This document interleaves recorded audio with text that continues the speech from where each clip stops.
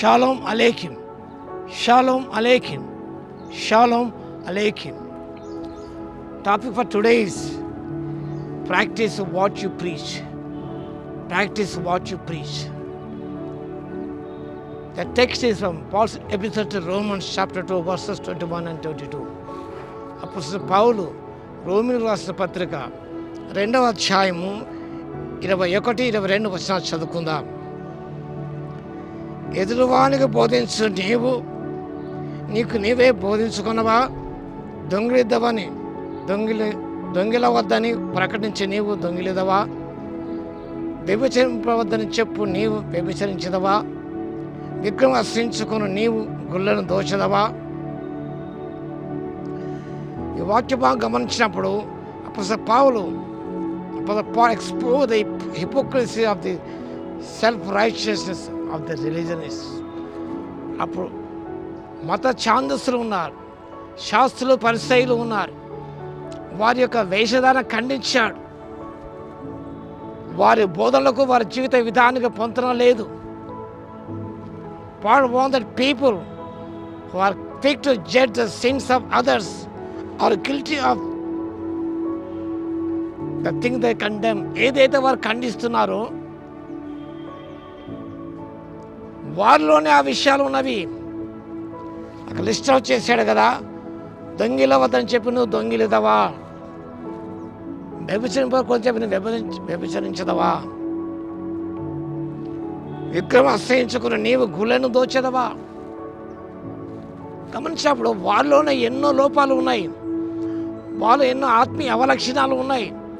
వాటి గ్రహించుకోనకుండా వారు ఎదుటి వారి తప్పును చూపడానికి ప్రయత్నం చేస్తున్నారు.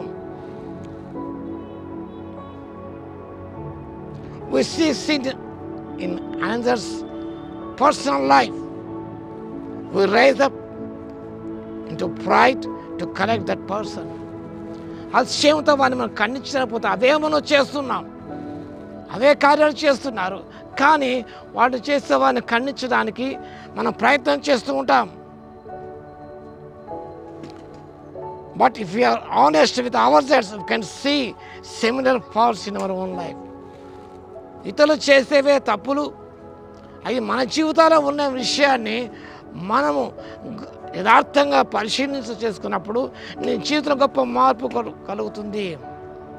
So my dear friend, be careful, examine yourself before pointing out the faults of other, before projecting finger at others.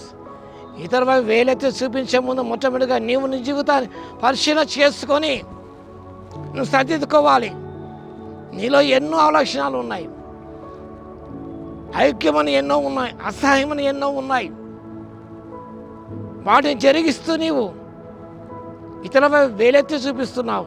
అదే అన్నాడు, వేషధారి నీ కంటిలో దూలములు ఉన్నాయి కానీ ఎదురువాడి కంటిలో నడుచును చీటే ప్రయత్నం చేస్తున్నావు. మొదలుగా నీ కంటిలో ఉన్న దూలాన్ని తొలగించుకో, అప్పుడు నీకు ఎదురువాడి యొక్క లోపం సరిగ్గా నీకు కనిపిస్తాయి. Practice what you preach. సేవకుడే కావచ్చు, సేవకురాలివే కావచ్చు, సువార్థకుడివే కావచ్చు, ఒక విశ్వాసే కావచ్చు, ఒక ప్రబోధకుడివే కావచ్చు. నీవు ఏదో చెబుతున్నావో వాటిని ఆచరణ వ్యక్తిగా ఉండాలి. Please God when your walk matches your talk. Please God when your walk matches your talk. నీ మాటలు నీ జీవిత విధానాన్ని సపోర్ట్ చేయగలిగితే దేవుడు ఎంతగానో సంతోషిస్తాడు. Our walk must match our talk. మరి ఎంతగానో మాట్లాడతాం మనం, ఇంకా చేసేది మాత్రం శూన్యం. మన జీవిత విధానానికి మన మాటలకు ఏమైనా పొంతన అనేది ఉండటం లేదు. Only professing Christians, we are not practicing Christians. మనం చెప్పేవారంగా ఉన్నాం, బోధించేవారంగా ఉన్నాం, కానీ ఆచరించేవారంగా లేవు మనం. కాబట్టి పిల్లరా, మనం జ్ఞాపకం చేసుకో, తల్లిదండ్రులే కావచ్చు, ఉపాధ్యాయులే కావచ్చు, పాస్టర్సే కావచ్చు, సేవకులే కావచ్చు, నీ విశ్వాసే కావచ్చు. You please God when your walk matches your talk. ప్రార్థన చేసుకుందాం. స్తుతిక పాత్ర మహోన్నతుల మీకు వందనాలు, స్తుతి స్తోత్రాలు తండ్రి. మా మాటలు మా జీవిత విధానాన్ని బలపరిచేవిలా ఉండే కృప దయచేయండి. మిమ్మల్ని సంతోషపరిచేవిలా ఉండే ఒక సహాయం దయచేయండి.